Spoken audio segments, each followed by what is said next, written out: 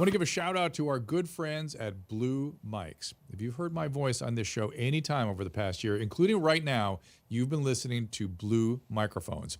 And let me tell you, after more than 30 years in broadcasting, I don't think I have ever sounded better. But you don't need to be a pro or have a fancy studio to benefit from a quality mic. You may not realize it, but if you've been working from home or using Zoom to chat with friends, you probably spend a lot of time in front of a microphone. So why not sound your best? Whether you're doing video conferencing, podcasting, recording music, or hosting a talk show, Blue has you covered. From the USB series that plugs right into your computer to XLR professional mics like the Mouse or the Blueberry we use in the studio right now. Bottom line, there's a Blue microphone to fit your budget and need. I can't say enough about Blue mics, and once you try one, you will never go back. Trust me. To take your audio to the next level, go to drdrew.com/blue. That is drdrew.com/BLUE. All right. Susan. Hey, everyone. It's a dose of Dr. Drew. Hey there. Just get my earbuds in. I see them sticking out. Looks weird. Yeah, I see you guys on the thread. Thank you for joining me. Yes, Tom Stigari, it is an excellent mic. We tested a number of their mics, and this Blueberry is unbelievable. And also we use other ones too. We use the what are they called? What's the bird? Susan, help me. What's the bird? No, the one we used to have on here. The mouse. The mouse. Yeah, the mouse is the one I'm on, and then we also use the Yeti when we travel. Exactly. We use it a lot. Tom Cigar Buddy Yeti.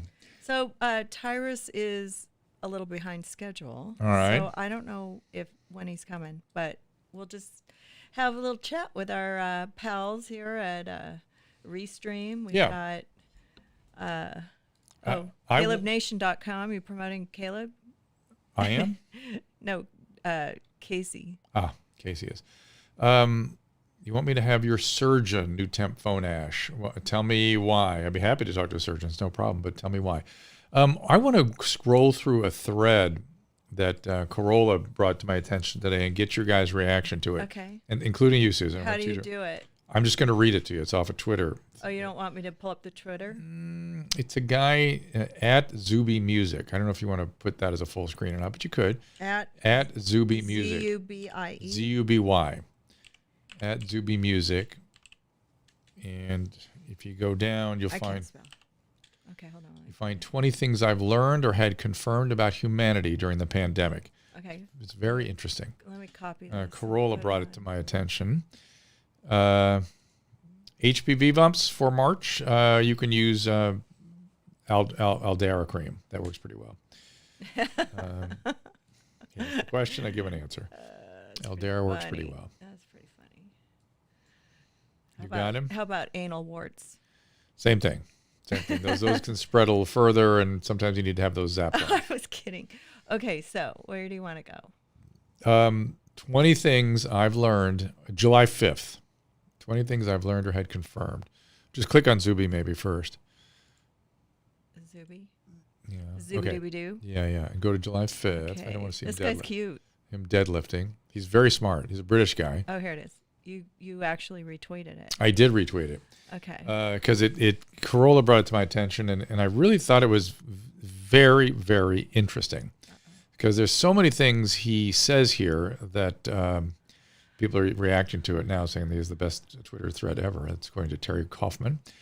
But let's just go through a couple of them. So he's been observing what's going on here, and here's the first thing: most people would rather be in the majority than be right. Sounds about right, doesn't it? We've kind of learned that, have we not, Susan? Rather be in the majority than be right. They're fearful of not being in the majority, for sure. True. The humans are we wired that way. It's part of our evolutionary heritage. Okay, that's an easy one. This is interesting. At least 20% of the population has strong authoritarian tendencies, which will emerge under the right conditions. I think he's right. I think it may be higher than that, and I didn't know that about people. That's something I learned during. Meaning, like they're going to make you wear the mask. Exactly. The guy. Just take as example the guy that was screaming at me at the hospital about my papers when I was trying to get the vaccine. That was authoritarianism run amok, and I really, and the thought bubble over my head at the time again, if you remember, was, do you enjoy talking to senior staff that way? This is enjoyable? I guess I was so confusing. Did you get that person's name? No, I don't want to. No, But it was shocking to me that somebody who is just sort of a clerk or a security guard could be brought to that kind of an authoritarian sort of pitch. That was striking. And just, in the last a year ago, try to go out on a horse trail running without a mask. See what happens.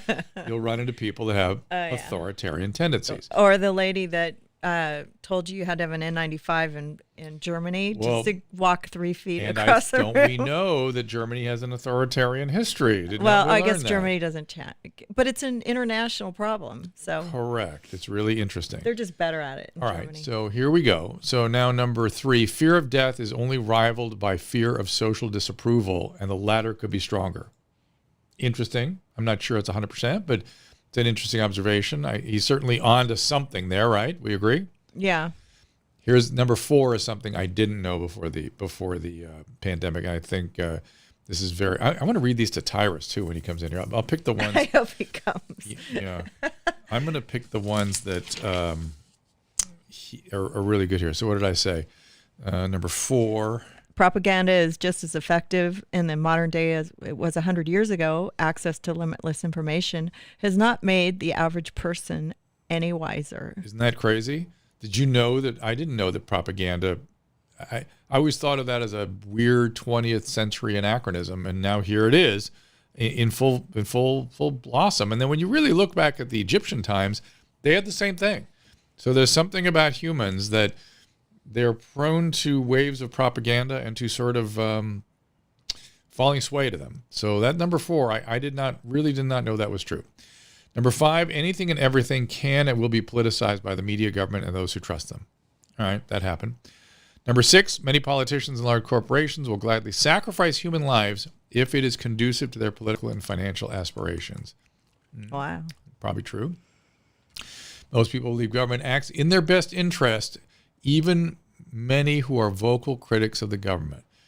That's interesting. You guys aren't, I'm looking at the thread here, and you guys aren't really commenting on it. Tom Cigar says, I think I realized the potential of humans at age 4. He was in nursery school, and I remember thinking, ugh, I'm one of these too. That's when Tom became a troll. Right then, age 4 in nursery school. Do you guys agree with me that these are interesting observations by Zuby? I just think they are. I'll keep going. Once they've made up their mind, most people would rather commit to being wrong than admit they were wrong. That's another great one. I did not know that cognitive dissonance was such an incredible persuader. Humans can be trained and conditioned quickly and relatively easily to significantly alter their behaviors for better or for worse. I would say that's another good one. When sufficiently frightened, most people not only accept authoritarianism, but demand it. Interesting. Oh, so I should go back to Zuby, right? Yes, please. Number 11, people who are... I was texting Tyrus. People who are dismissed as conspiracy theorists are often well-researched and simply ahead of the mainstream narrative.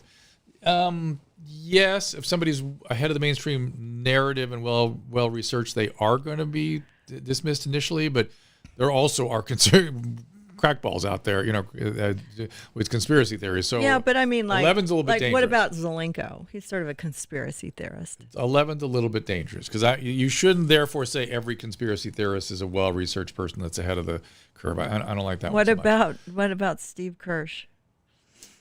He's kind of a conspiracy theorist. I mean, we're sort of thinking of him. All right, but I'm not. Okay, let me be super, I'm just curious, super clear. How that works. I am not saying that everyone with a conspiracy theory is a crackpot. No. I'm not saying that everyone with a conspiracy theory is ahead of the curve. I am saying that some of the people, who have a conspiratorial notion, or are dismissed as crackpots, may be ahead of the curve and well-researched. Maybe. Yes, that's true. Most people value safety and security more than freedom and liberty, even if safety is merely an illusion. Yeah, something about the relationship between safety and freedom was something I learned during Which this I thing. don't like. I don't dig it. 13, hedonic adaptation occurs in both directions, and once inertia sets in, it's difficult to keep people back to normal. So whether your hedonic tone is set negative or positive, you want to stay wherever you are. That's a crazy insight, and I'd say that's true. I'm going to write that one down. What does this guy do? He's a music guy. He's been on Rogan a couple of times, I think. I just saw him saying he's going to be on Rogan again in August. I don't know. I don't know what he does, but I'm going to be watching him. Is he a social scientist? No, I don't think so. He's a smart dude. He's a British guy. Let me keep going. Okay. A significant percentage of people thoroughly enjoyed being subjugated. True. The science has evolved into a secular pseudo-religion for millions of people in the West. The religion has little to do with science itself, which is an important thing. This weird secular pseudo-religion around follow the science isn't understanding science, because science isn't something you should have blind faith in. It's something you should challenge and adopt to and listen to and struggle with. Politics, the media, science, and healthcare industries are all corrupt to varying degrees. Scientists and doctors can be bought as easily as politicians. Okay. If you make people comfortable enough, they will not revolt. You can keep millions of people docile as you strip their rights by giving them money, food, and entertainment. I think that's accurate. It's kind of a weird one, but I think that's accurate. 19, modern people are overly complacent and lack vigilance when it comes to defending their own freedoms and government overreach. That's a big one for me. I would agree with that. I would blame myself. I put myself in the same category. All right, people are saying these are great. Tom Cigar is going to crack any crackpots. I appreciate that. Ton Law on Chimus. We spoke to Dr. Corey last week. Dr. Corey's not coming on today. Tyrus is coming on today. Was it last He's here week? too, and he looks pretty damn good in his car. All right, good. I'm happy Hold with on. that. Hold on. Just here, let me bring him in. Whoop. There you are. Hey, man. Have you heard of Zuby Doing Music, Tyrus? We're reading his Twitter feed. Zuby, at Zuby Music. Do you know that guy? Whoops. Am I supposed to? Well, I want to read you a couple of his. He's it's a smart, insightful. He reminds me of you a little bit, actually. He's kind of a smart guy, and he put 20 observations. I'm going to write this title. Read you the title. 20 things I've learned or had confirmed about humanity during the pandemic. All right, and I'm going to read you a couple of them. All right, ready? All right. The good ones. All right. Yep. At least 20% of the population has strong authoritarian tendencies, which will emerge under the right conditions. Is that a good thing? No, it's not a good thing. Okay. But I don't think the what I'm going to read back to you is things he observed that I personally really didn't understand before the pandemic that he is bringing to my awareness. Okay? Which would be like people telling you have to wear a mask when you ride a No, bike. it's just dummies on the microphone. That's all that is. Like idiots getting airtime. Could be. Some of it's that. All right, here's another one. Propaganda is just as effective in the modern day as it was 100 years ago. Access to limitless information has not made the average person any wiser. Exactly. I agree with that 100%. 100%, right? I personally didn't know that propaganda would work today. I always thought propaganda was some sort of weird anachronism from the past. Does that surprise you? No, because it's a basic human issue of wanting to be accepted and right. So you look for answers that best fit you instead of answers that maybe make you uncomfortable. It's exactly what he's observing. It's exactly the kind of stuff he's talking about. Yeah, precisely. But it's a lot easier to make up a monster, control the monster, than actually deal with your own. I always thought people would see through propaganda. It always seems so like, how do people fall for that? It's like, no, they do. There's coalitions in Kansas City, Missouri, for worrying about terrorists coming to their. I mean, that's literally you in the Midwest. You couldn't be any safer from something like that. But we still have people who I'm voting because he's going to keep terrorists out of my neighborhood. Right. Well, I think New York and California and Seattle and Florida should be a little more worried about that than necessarily you guys are. So we see it every day. I mean, here's another one to your point. Once they have made up their mind, most people would rather commit to being wrong than admit they were wrong. Yep. There it is, right? And that's cognitive dissonance. Yeah, or my truth is the new way to say it. Yeah. I just know it's true. Oh my God, you're so right. I just know it. I just know it to be so. All right. Yeah, it's my truth. Where have you been hearing my truth lately? It's something that I hear a lot from probably the most outspoken person, and of course we're in a storm. Something with you and me and hurricanes. It just always seems to happen. So, and the more, and we're really feeling I shouldn't have said anything, but Don Lemon recently, and I respect Don Lemon, but I have issues with some of the things that he says sometimes, but I think that's okay. Yeah. He was talking about he doesn't give opinion. He gives a point of view from his truth. I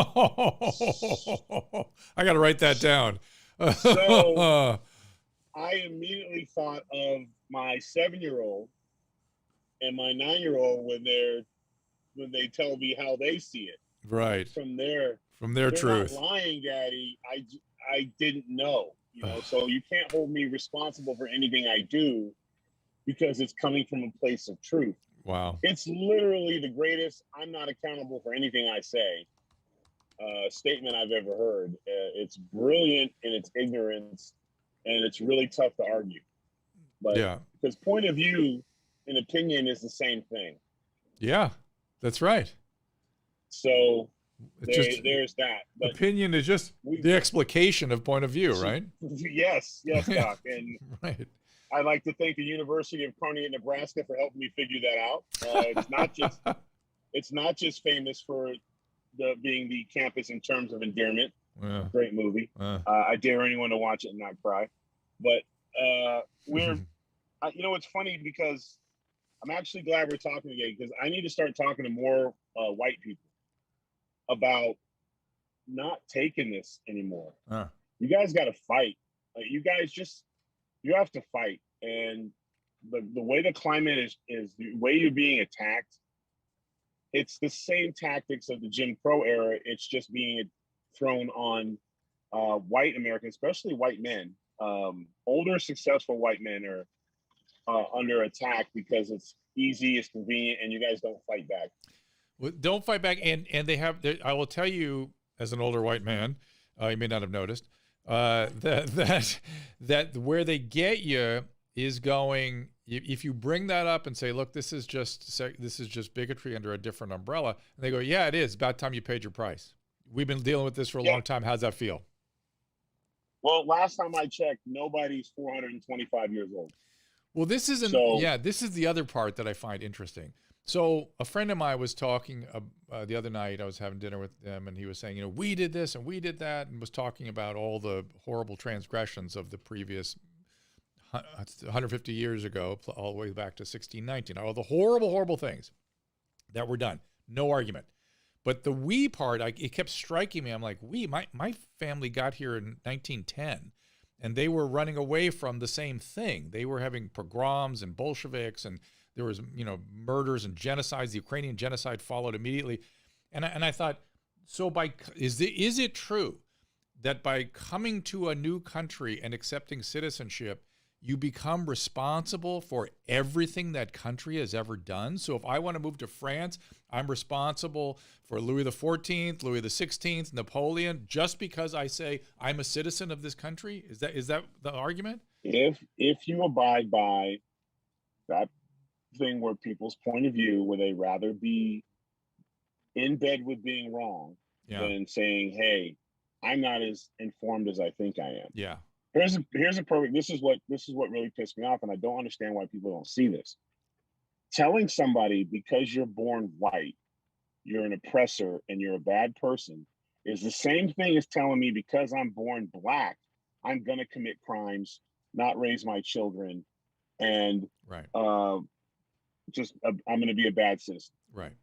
And I won't be able to do anything in my lifetime without government help or support because I'm black. If you said that, people would look at you and be like, how could you say that? How dare you? Yeah. You're telling people now, well, you were born white, so you're inherently evil, you're an oppressor, and you're racist. This is a movement of advantage, not equality. And we need to start looking at that. There is no reason that any white person should not be able to stand up for, one, their heritage, and two, who they are in this country, because we're in an equal playing field. And we need to start acting like we're on an equal playing field now. We need to have, there is a difference between white supremacy and white pride. Just like there's a difference between angry black men and Black History Month. We need to honor, everyone needs to have their piece now, because we're all sitting at the same table. And we're allowing this group to say the sins that they have no part of in any way. They have not felt, and for them to say that they feel the racism from what happened 250 to 400 years ago is completely false. You will experience maybe the result of the choices that your family's made or you've made, or things that have happened and you didn't handle well. But this country is about individual achievement. And that's basically what the attack is on. It's not, but it's convenient that you want to take out the guys who you feel are the biggest threat. So apparently successful white men is the target because, quote, they're the most successful, apparently. So you go after them and they're not in the fight anymore. So now you don't have to worry about being in the first place or striving or individual achievement, because it's about the group. And America's not about the group. We're about individual achievement. And everybody has the opportunity. We're all going to go through shit. I've said it a million times, Doc. You're going to go through stuff. Your mother, your dad was a doctor. Your mom was an opera singer. I'm assuming you got picked on a little bit. Yeah. So, I'm sure and I went through stuff, and sometimes about the color of my skin. Sometimes it was about my size. Sometimes they just didn't like me. I had plenty of I wore glasses. You get that? Yeah, he was a Jew too. Yeah, I was Jewish. In a very white area. Yeah. So there you go.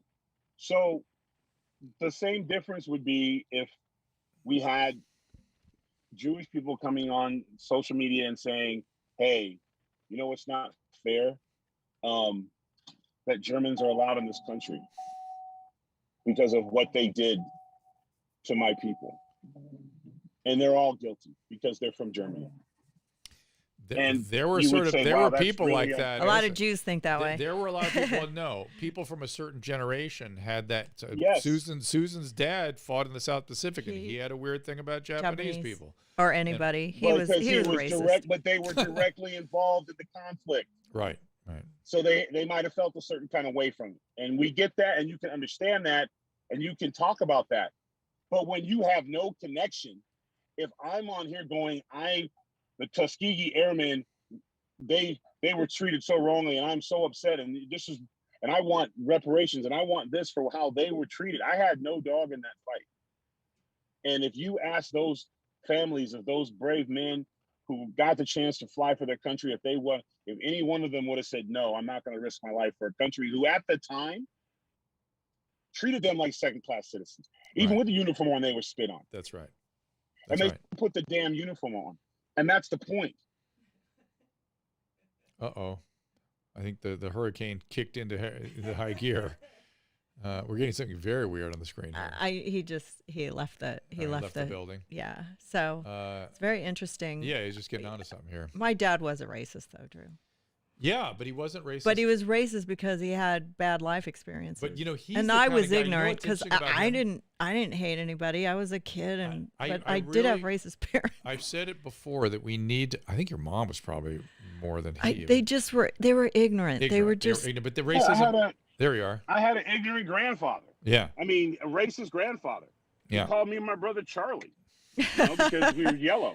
I'm just. Nice palm. I'm not justifying it, but he also worked his whole life at GE. Yeah. He paid his bills. He raised my his dad family, did too. He worked there too. So I got to judge him based off a character flaw in the way that he was raised. Yeah. Now, do I hate Scottish men for that? No, I don't. Did he over time learn that, he changed his way of looking at things? Yeah, he did. But it took time. He had to be directly involved to let go of what his preconceived conditions were and what his experience was. Right. It turns out that when people look at how to correct things like racism or any sort of bigotry, it's contact. It's contact. It's getting to know always people. Been contact. Yeah, it's always been that. That's right. But it doesn't correct. And now we're doing the opposite thing where they're taking. Go ahead. Go ahead. Is he doing? No. He's making me work for this today. When you don't have any contact and you bring up something that you can't dispute, you can't argue about, saying like, oh, well, there was racism in this country. Yes, there was. There was slavery in this country. Mm-hmm. Yes, there was. So you're all bastards for it. Nobody living today voiced it. Nobody will ever able to account for the sins of those who did it. And Right. we've made strides. You know, the 4th of July isn't for us. It's 100% for us because we fought our way to the table. Mm-hmm. And you're not going to take away the accomplishments of men and women who went all in, who gave their lives, men of color, women of color, who gave their lives to this country for you, who sits in some office somewhere with a cell phone focused on your face to tell us that America is not for us because what you said so. And it's when you're an elected official by probably a good amount of white people as well, Yeah. and you shit all over them because you're trying to sound like you're aware. You just sound ignorant, and you sound like you want advantage. You don't want equality. You want advantage. And when we have people, that's all they want, they need to say that. It's not about equality. It's about advantage. Hey, it's Tyrus, about, give me. can you turn on your video? Yeah. Oh, this stupid. It's the storm. It's not me. It's always me. Literally Usually it's me. This time it's you. So that's good news. Yeah, I'm good. I love it though. Guys, This is you're making me work. Somebody said I'm getting my $15 an hour today, keeping you on the screen here. Okay. Yeah, I think I have a better face for radio, to be honest with you. But you sound fine. It's good. It sounds good. But I know we had some interruptions there, but I think you get my point. Is that the message needs to be: white Americans need to be proud to be white Americans. They're not part of the Klan. They're not white supremacists. It's okay to say, I'm proud of my accomplishments. I work my ass off. Let's talk about white supremacy for a second, because I really think that's a harder topic, and I really think that's the source of what's being called systemic racism. And by white supremacy, I'm not talking about skinheads or white supremacists. I'm talking about white-centric, Eurocentric view of the world. Okay, and I learned about this through reading Frederick Douglass's some of his words in his analysis of Abraham Lincoln. Abraham Lincoln was a racist. He ended up not a racist, but he was always a white supremacist. This is what Frederick Douglass taught me. Like he really saw things through the prism of white America, and he couldn't ever get off that. Even though he had empathy for Black America and he was no longer a racist, he started as a racist for sure. So do you see what I'm talking about? That kind of Eurocentric, white-centric kind of point of view. Yeah, but we all have that. Yeah. No, I know you're right. We all have, but I do think that we have an obligation. I really think it's almost an ethical obligation, and certainly an important thing for white Europeans to get off that. To really get off it and make a diligent effort to get off it. But how can you ask somebody to not see things from the way that they are? You can't ask them to be perfect. You can't ask them to perfectly do it, but you can ask them to pay attention. And you know what? If you favor what you see in the mirror, that's Mother Nature. That's science. And you're going to see that way. I see things through a Black perspective because I'm Black. My culture, I grew up this way. If I grew up in a different neighborhood, if I had all white parents and I grew up in an all white neighborhood and nobody ever brought up that I was darker than everyone else and my features were different, I would have probably a very similar prism to them to see things.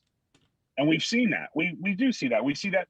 You see that with poor in neighborhoods where a white kid grew up in an entire Black neighborhood. He acts different. He acts more like Eminem than necessarily he does, than Dr. Drew. Right. So it's all about where you grow up and how you see things.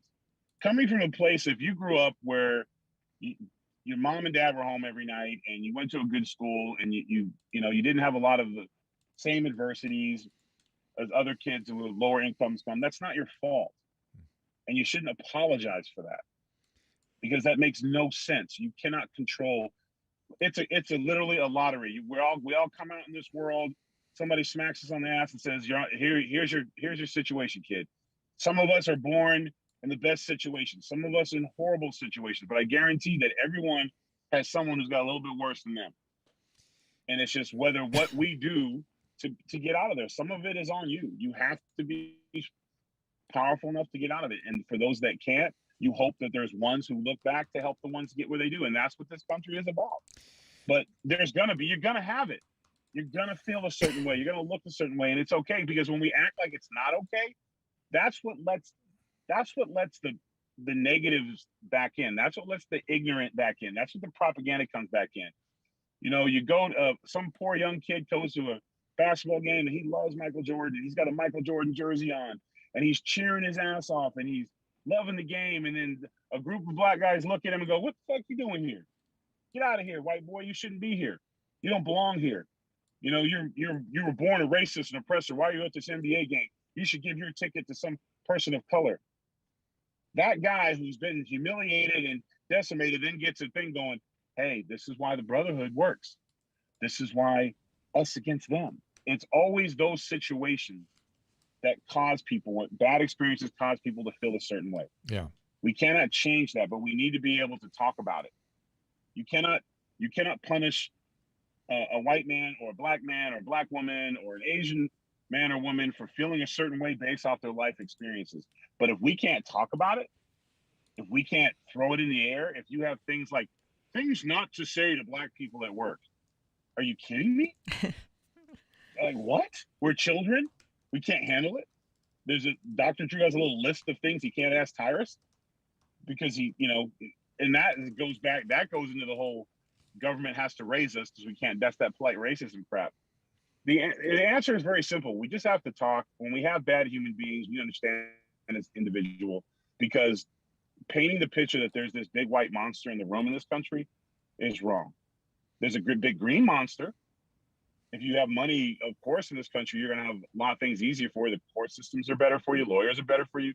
The justice system is better for you if you have money. Well, don't you think then, if you had money or privilege, that a certain amount of obligation comes with that to pay attention to people that didn't? That, again, depends on the individual. Because some people don't. You know, Elon Musk, did he need $1 billion? Probably not. But it's his right to do it. It was his advantage. Whatever his circumstances, his life led to where he was at.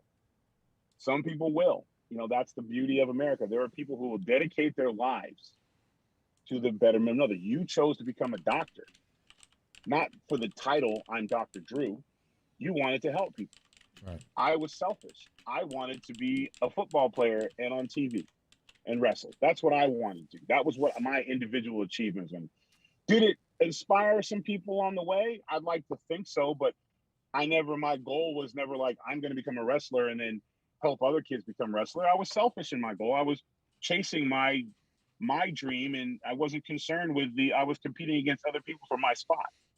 So am I a horrible person?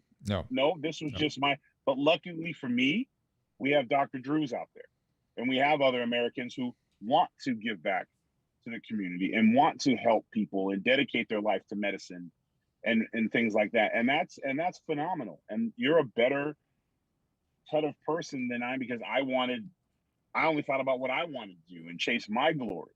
That's just breaking it down. It doesn't mean I don't do things for charity. I don't give things to people. Of course I do. Right. But I'm just saying, like, you're also, to be fair, there's another sort of interesting part of this. You're also talking about a particular stage of your life. You know what I mean? You know, and you can be one thing at one time and make up for it later. No problem. And we need to allow that. Yeah. Punishing a guy for what he did at 14, or a tweet that somebody said when they were 17 and they're 40 years old now, is ignorant. I would hope that they would have changed from the time that from your teens to your 20s to your 30s to your 40s. People change. My grandfather was a perfect example. He worked his whole life in the same city. He had the same friends. They vacationed together. They never went outside their block. So the idea of having a black grandchild was about the most foreign thing in the world to him. Right. And it took him a long time. And were we ever super close? No, we weren't. But over time, we eventually had some form of a mutual respect. And some of it was on my end too, because I was like, I don't want to know you either. So, but that takes time. And now he didn't lynch me. No, he didn't. No. He didn't join the Klan and he just had an opinion on the way he was. And it took a long time for him to evolve. But we have to allow people to evolve. And I'm saying we're at the point where the majority of us have evolved. Because when you say white supremacists or when you have all these groups, let's really talk about what they do. Like, for example, there was that march in Philadelphia, right? Yeah, yeah. Where they're like, white supremacists marched in Philadelphia. And what happened? We It was just, we made fun of them. yeah, yeah. No one was coming to the arms. It was no different than when we see Antifa, or when we see these extreme groups of Black Lives Matters, or we see these extreme groups who do these things, and we can all look at them like, what's wrong with them? And everyone stops to look, because now that's not the norm. Like, that's crazy. Why would anybody do that? That's the general consensus of America. I will stop right there, because I think you're completely correct. And yet the press reports it as, look at what's coming. This is sweeping the land. And pick your extremism, whether right or left. They'll make it appear that this is something, at least some people could pick up the idea, maybe most, that this is propaganda. a big propaganda again. That's right. That's exactly right. And so both sides have it. Yeah, absolutely. I mean, I think you're zeroing in on something that I've been saying for a while, which is that extremism, period, is the problem. I mean, because most Americans, and we need to find, I've been talking about a radical middle for the last 10 years, and we need to sort of celebrate it. We need to get together and celebrate that sort of average citizen. The problem is the average citizen, and average is not the right word, because they are the backbone of this country, in the sense that there's nothing extreme, not average. Well, it doesn't make good television ratings. It doesn't make good television ratings. There's no money in it. Yeah, there's no money. There's no money in it. Anything I'm talking about. That's right. There's no money in it. That's right. That's a problem. There's no, we live by the headlines. We live by they don't even want you to read the story. Journalism is no longer journalism.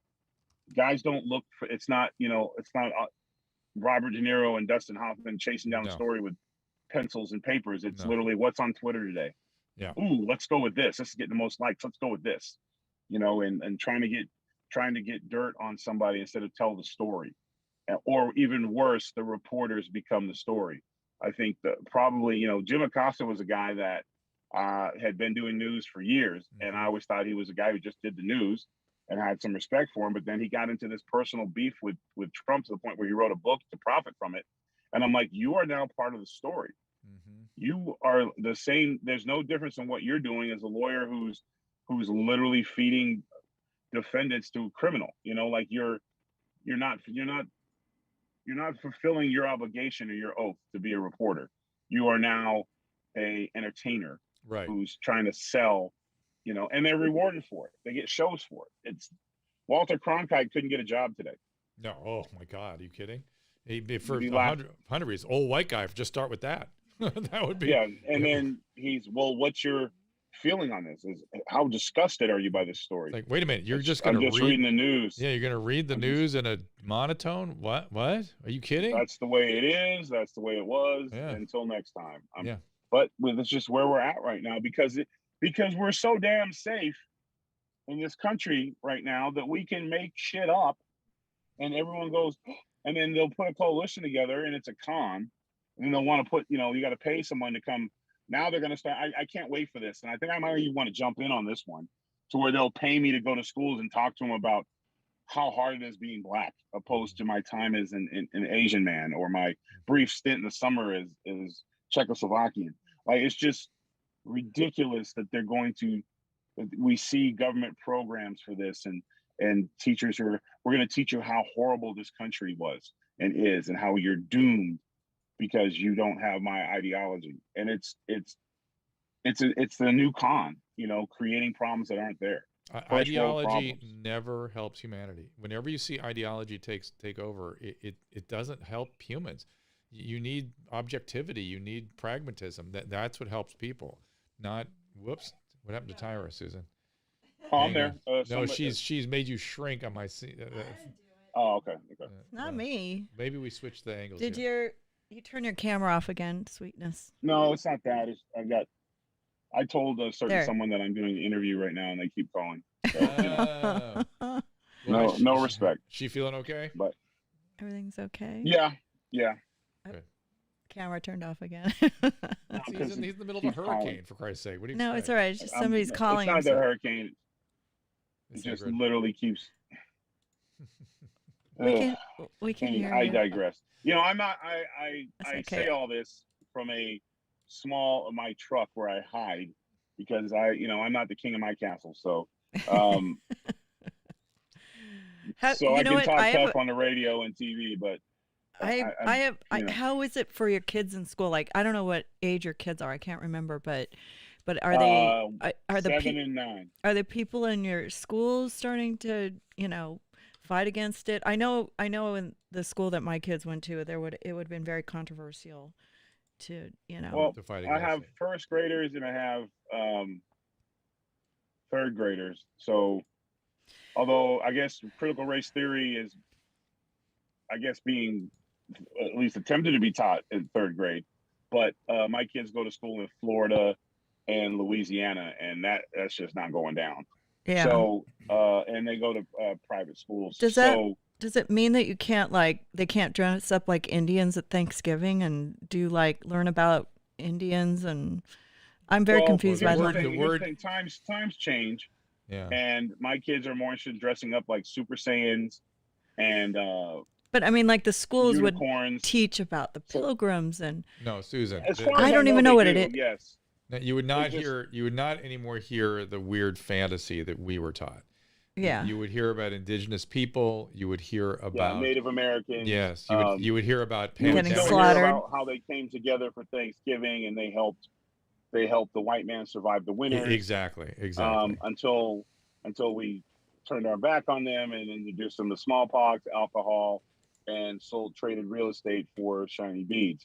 So then there's a certain responsibility. The trail of tears Hmm. is a lot more foreboding than it was when I was in high school. I learned about it in my But U.S. history class, but when I got to college and actually learned, got into it to where you get in discussion, because there needs to be levels to this. You don't want to scare the shit out of our kids.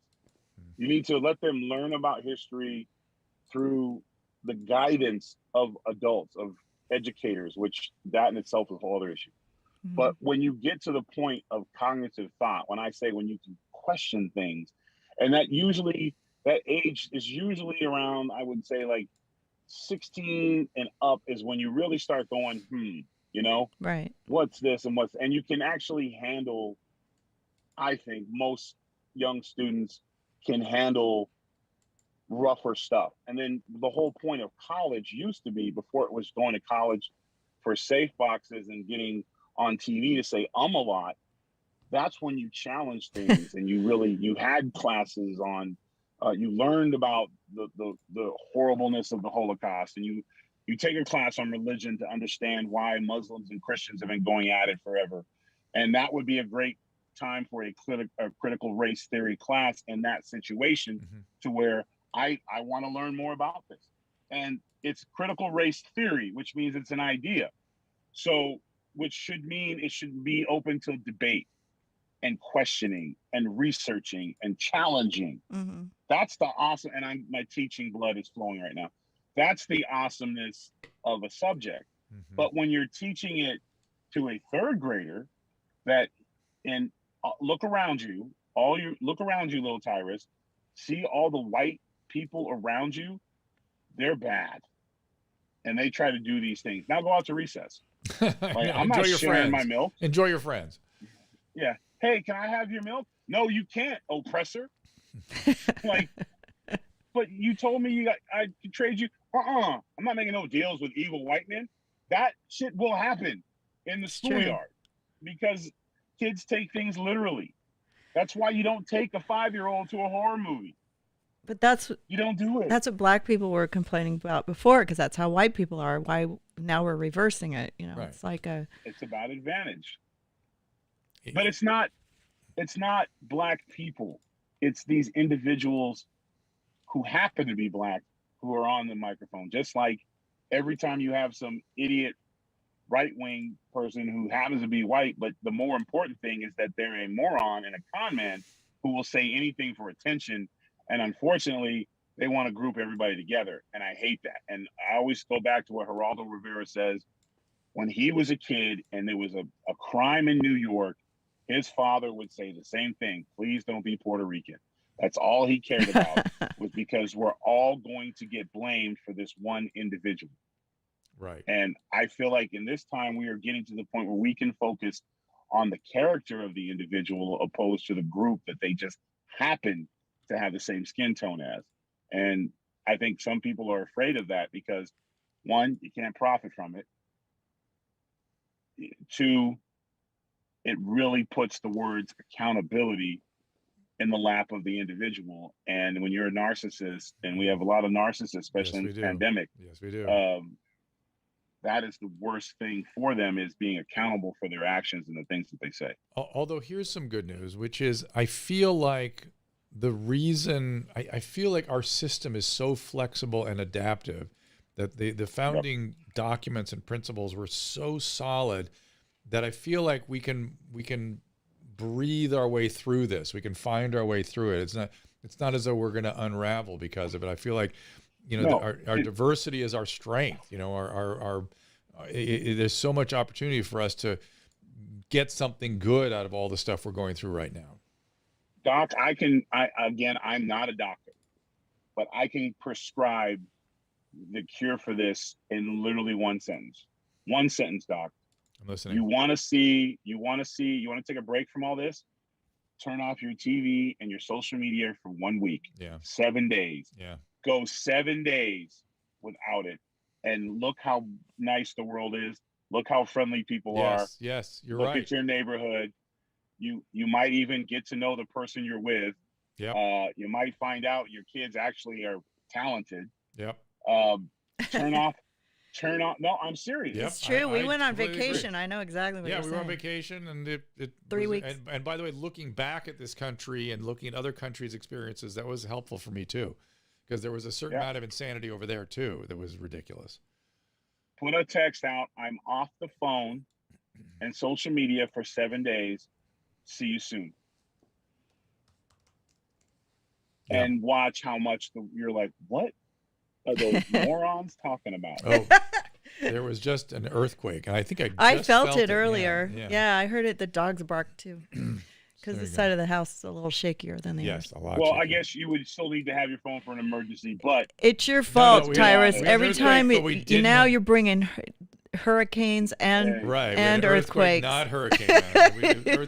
Little earthquakes. No King Kong and Godzilla, Dr. Drew and Tyrus. Man, Oh, it's in Northern California, Susan. It's in where? Irresistible object. I felt the house shake. Northern California. Really? Well, maybe we got a little. It was a big one then. Yeah. How big?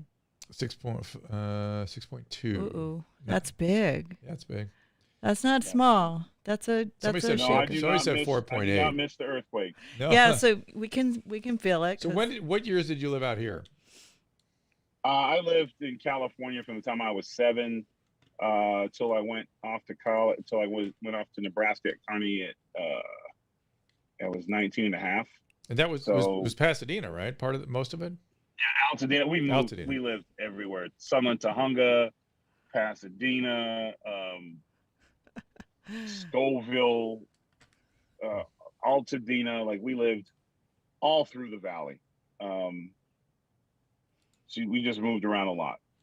So, but I remember the worst one I was ever like really was like, whoa, was the during the Giants and A's World Series. That was probably the scariest one, that you were like, it was really shaking. Yeah. That was probably the worst. That was probably the worst one. Then there was like a bunch of ones where like you slept through it, or you like, well, yeah. I remember one was like, I was excited because I should have gotten in trouble. The big thing when I was walking to school when I was a kid, because we used to have to walk to school, was we would stop at Vaughn's and load up on like blueberry muffins and stuff, because the bakery was just the bomb. And I'd rather spend my lunch money on a blueberry muffin and like a bunch of some candy, and then go slaying candy at school. So while I was loading up on Jolly Ranchers and Fire Sticks, the earthquake hit. Oh, wow. And the ceiling started coming down and things started coming down. And I remember me and my boys were like, we got to get our ass to school. But we weren't going to be late, like, because we left early enough to make our moves. But the manager at Vaughn's wouldn't let us leave.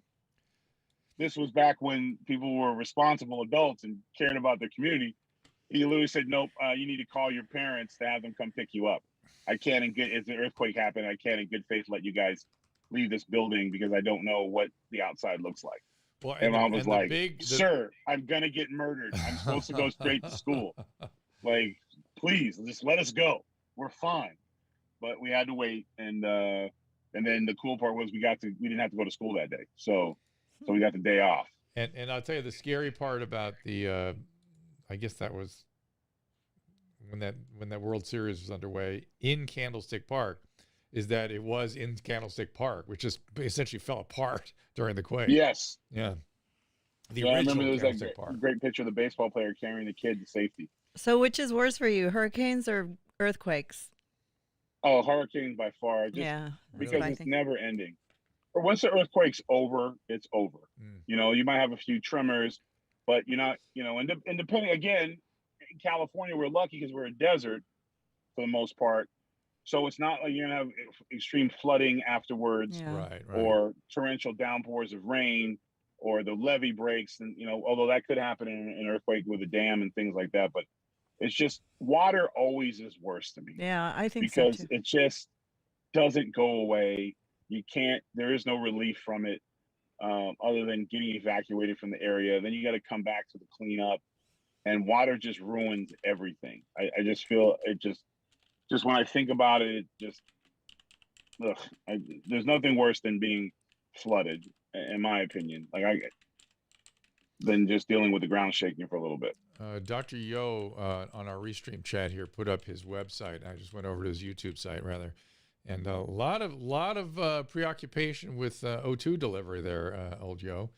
That's interesting. I sent him an email today. So one of our fans wrote a big long email, and I forwarded it to him. So I don't know. What was It it was about? a long hauler. Somebody was, having a lot of problems, and I forwarded. I don't know if he wants me to or not, but I did. Yeah, we're working to try to help people that get long hauler symptoms from COVID and from the vaccine. I think, and there's a lot to be done. This is one of the crazy thing about what public health is doing. They're not helping people stay out of the hospital. They're not helping people get early treatment. They're not helping people with their long hauler symptoms, which is And I think what we're doing. I think it's from the vaccine too. I can't remember. Yeah, well, there's a bit of that. There's a bit of that. Sorry, we didn't mean to interrupt Yeah, you. that's just stuff we talk about. We can't. COVID just will not go away. Well, you got the variant talk of the Delta variant, and I try to stay up on it. I had the Moderna vaccine, so from all the research I'm doing, I don't think I need to get a booster or anything like that anytime soon. Correct. You don't have to worry about it. But I'm seeing some of the other vaccines that are suggesting possible boosters and things like that. So yep, that's possible. And And to be fair, there is another variant coming out of Peru we need to keep our eye on called the Lambda variant. That one actually does, if the data is accurate from Peru, that actually is something to keep an eye on.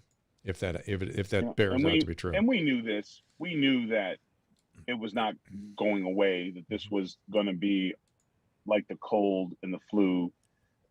We can manage it. We're probably going to have to take boosters every other year or whatever the case may be, just like the flu shot or whatever. Yeah. And we're still, but it's not going to be gone. It's not going to be one of those things where it's gone. Somebody in the stream is asking what causes variants. Evolution. Evolution. Yep. That's why they have a different flu virus every year. Mutate, and the ones that survive better and transmit better take over. It's evolution. Same thing with animals and people. That's right. The viruses are one of the most rapidly evolving systems we have. And so particularly when you put evolutionary stress on it with a vaccine, so it can't do what it wants to do, there's even more evolutionary pressure on it. And then people argue about whether that adds to the variants or not. It probably doesn't, but really, hence why we have so many. The flu comes back every year. Exactly, it's a variant every year, and the issue with the mutations is the more the virus replicates, meaning the more particles there are produced, meaning the more people infected, the more opportunity there is for these mutations to take hold. So the vaccine reduces the risk of mutations, in spite of what you'll see out there. The conspiracy theorists say it goes the other way. It does not. It does not go the other way. That Dr. McCullough we had on, he seems to think that if you've had COVID, you don't need to have a vaccine. Right now, there are doctors that feel that way. Right now, there are doctors that feel that way. I took it, as you know, unnecessary medical procedure probably. But you wanted to go on But vacation. I wanted to travel, yeah. So that's the way it goes. I'll take that risk. Reward. But yeah, risk reward. People have to, step up a little bit, guys. We had a great time too. Yeah, we really Damn did. it! I'm glad you I didn't mean, you die. But there's always going to be sharks in the water. But the general good, I'm sure there was people when the polio vaccine was coming out that had issues with it. That's right. There's always going to be, but we don't have polio anymore because people all stepped up and they got it done. So it's the same thing with this. Like I said, if you turn your TV and radio off and your phone off for just 7 days, allow yourself to detox, catch your breath, and look at what's really going on in front of you. Things will be a lot easier to digest and think about. Drew and I found a new love for Greek salad. For 12 hours. When you're not sitting in front of Facebook for 12 hours solving world problems with people who you argue with, and then you block them, and then now you can report them. Ooh, that is not how you should be spending your evenings.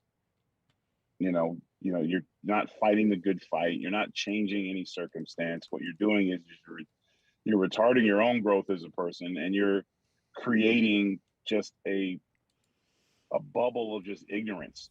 And I don't give, if you're a Democrat or Republican, I don't care what your liberty, whatever. The more time you spend on social media and more time you're clicking on headlines, you're really just hurting yourself.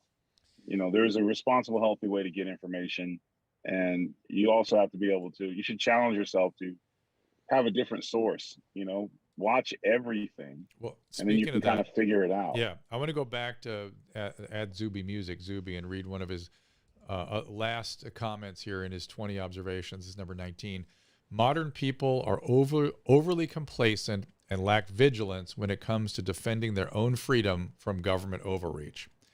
That is something I learned from this pandemic too, and I did not know that. Yeah, I did not know we needed to pay such careful attention to it. I didn't realize it was so easy to have our freedoms just extinguished.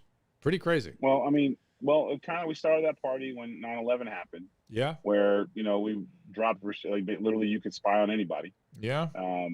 And then once the presumed threat was not a threat anymore, it didn't change. And I guess that's the same thing to where now and I get it with the mask thing where when it was for health reasons, but now we're seeing evidence that it's really the masks really should benefit those who actually have it from stopping to spread it, and that it's not necessary, and it's become a political tool. And the CDC has not, and that's another thing too. At some point, someone's got to start being able to just say, "My bad. Listen, this thing in the beginning, we thought it was one way. This was what all our experts thought. Turns out it went the opposite direction. My bad." We can. We've been down that road. Yeah, this theory that Americans can't handle bad news is a joke. Mm-hmm. Did you read the one? You can't get bad news from the doctor. Mm-hmm. I mean, damn. I mean, the doctors are the ones who are telling you got 6 months to live, or that's what. And they don't do it because they enjoy it, because they just tell the science as it's laid out. This is the information I have based on your tests. Your cancer is this, and you're not going to make it, sir. We need that same bedside manner from the CDC. Listen, we thought masks were the way to go. We thought surface this. We thought it was on your clothes. We thought this. Now we're getting to the point where we've now been able to have time for more testing, more things to where this is where it's at. And it could change, and it could happen. And if you did that, people could accept, we got a new variant, we got to mask up.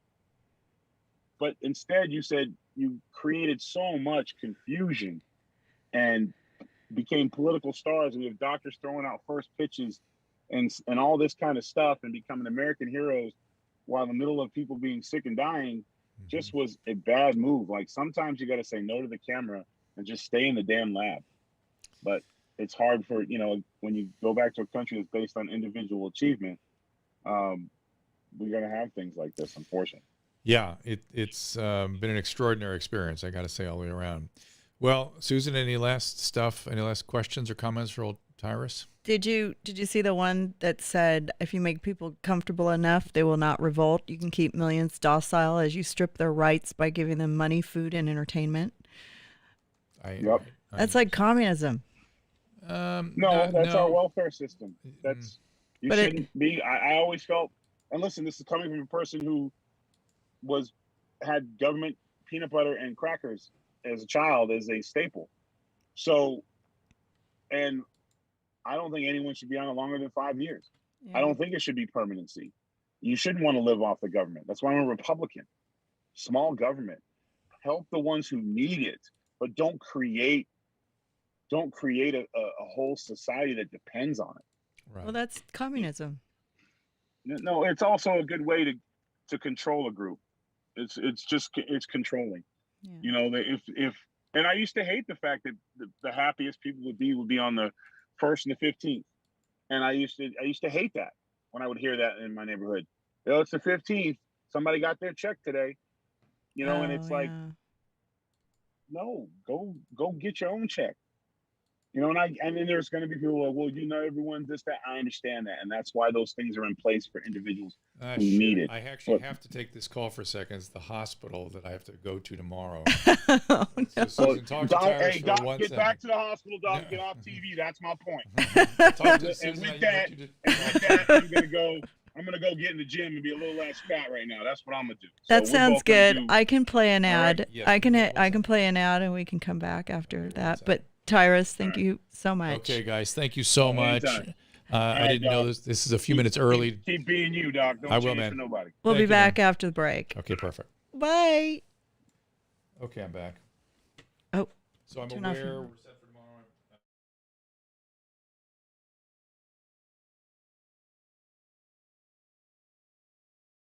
Anyone who's watched me over the years knows that I'm obsessed with Hydrolyte. In my opinion, the best oral rehydration product on the market. I literally use it every day. My family uses it. When I had COVID, I'm telling you, Hydrolyte contributed to my recovery, kept me hydrated. Now, with things finally reopening back around the country, the potential exposure to the common cold is always around. And like always, Hydrolyte has got your back. Hydrolyte Plus Immunity, my new favorite, starts with their fast-absorbing electrolytes and adds a host of great ingredients. Plus, each single-serving easy-pour drink mix contains 1,000 milligrams of vitamin C, 300 milligrams of elderberry extract. Hydrolyte Plus Immunity comes in convenient, easy-to-pour sticks that rapidly dissolve in water, make a great-tasting drink, has 75% less sugar than your typical sports drink. It uses all-natural flavors, gluten-free, dairy-free, caffeine-free, non-GMO, and even vegan.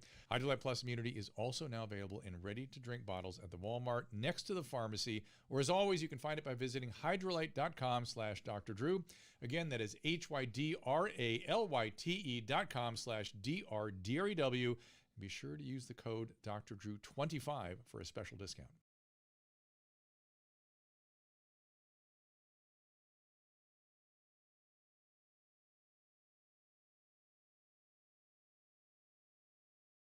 And we're back. Keep it Hydrolyte and tight. Thank you, David Metzler. I like that. That's pretty funny. I agree with that. So that was good. He showed up. He had to rig it up in his car, but it worked out. But anyways, perfect timing, everybody. Yeah, if you want to know more about Tyrus, he's on the Greg Gutfeld show. He's on Fox Nation. He's got lots of fun podcasts and shows. You know, just Google Tyrus. But you have to say it like this: Fox Nation. I love him. But he's just so prolific. And we have a few trolls on the restream. I wish they'd be a little clearer with their criticisms. I can't quite figure out what their beef is. It's so funny. Every time we do a show with him, we have technical stuff on my side or his side. Today it was his problem. Yeah.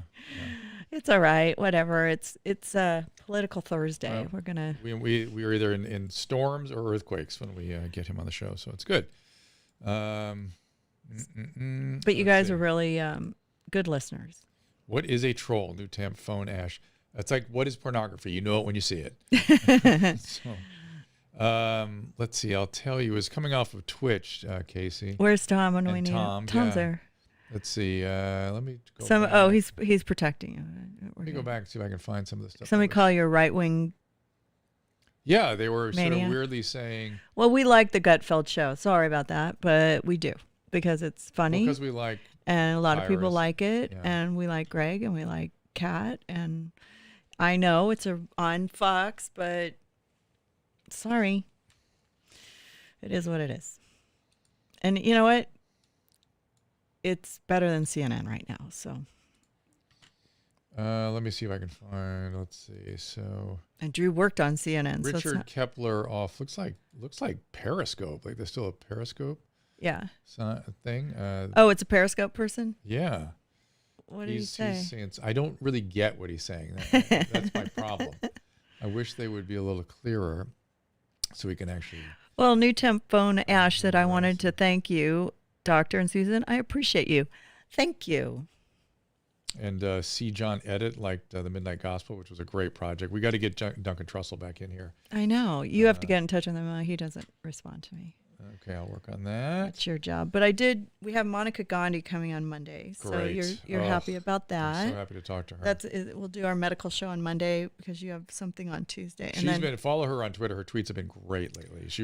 She's been, I go to 3 or 4 different sources, I recommend to the lay person as a source of good virology information, infectious disease information.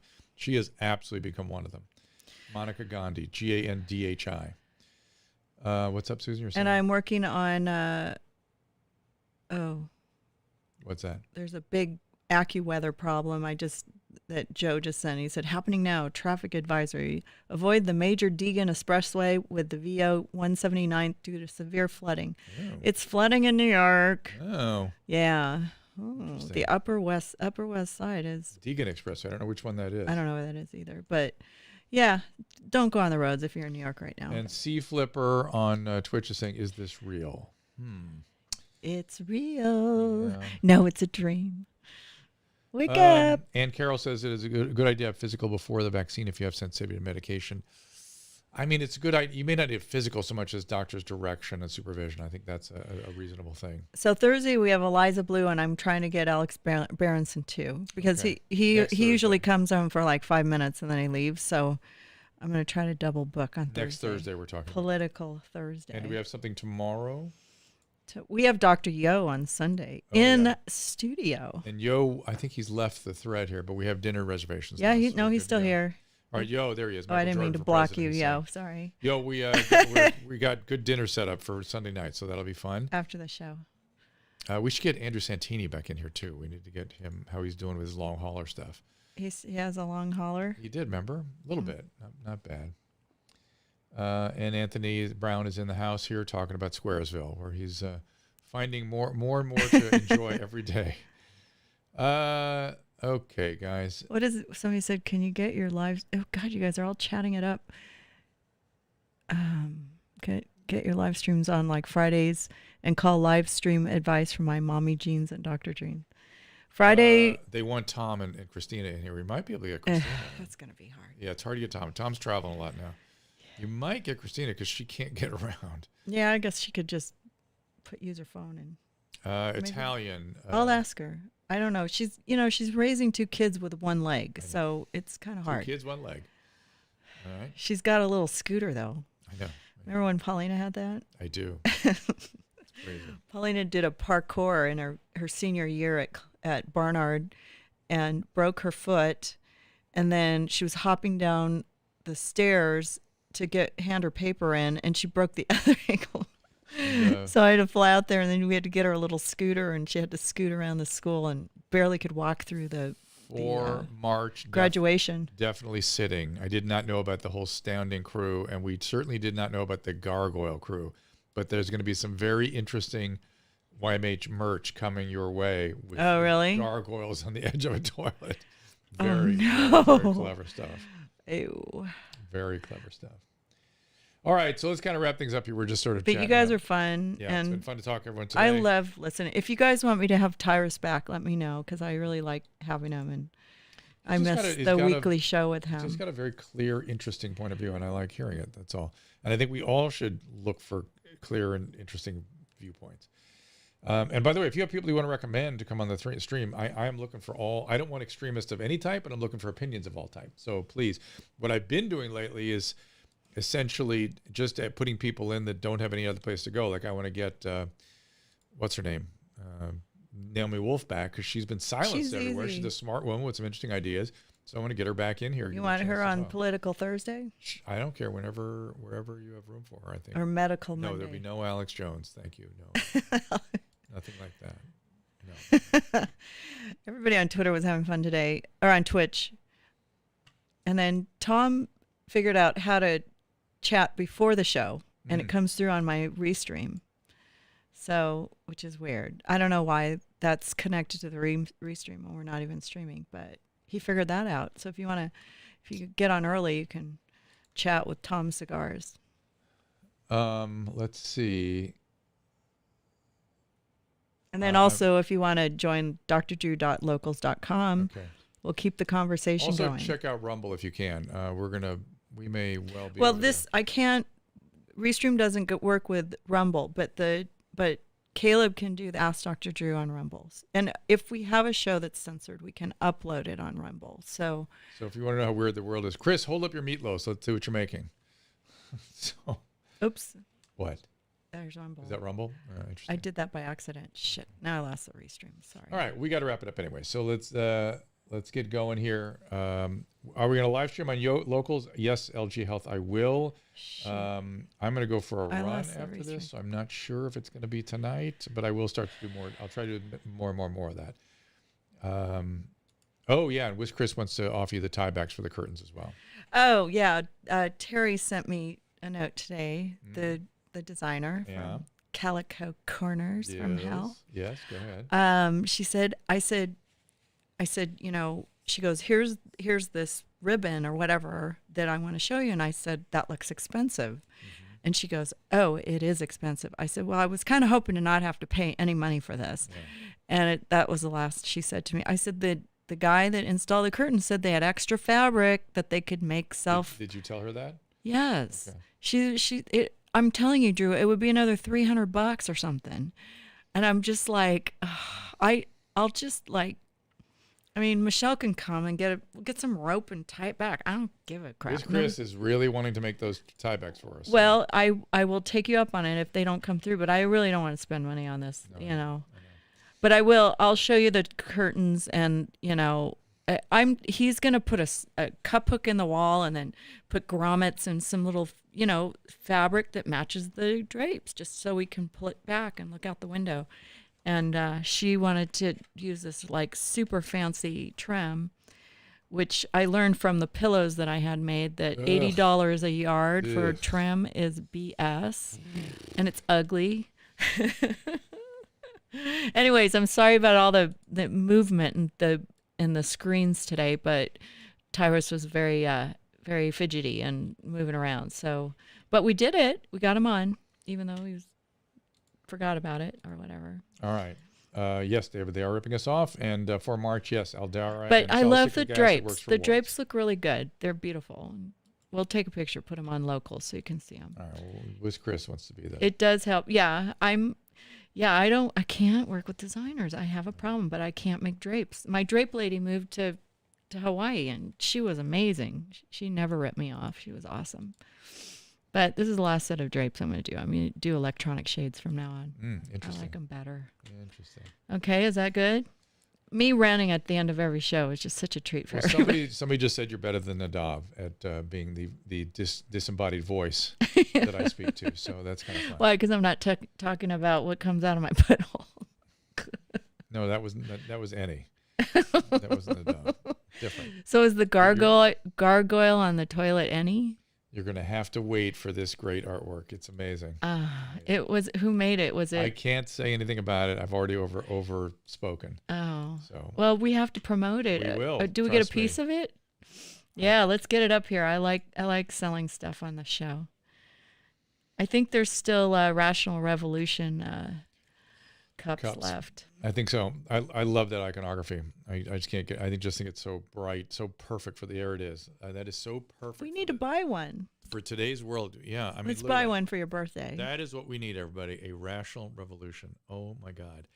And I just like the fact that we both look like Eastern European political leaders. It's too good. And then we have the big star like the Maoist.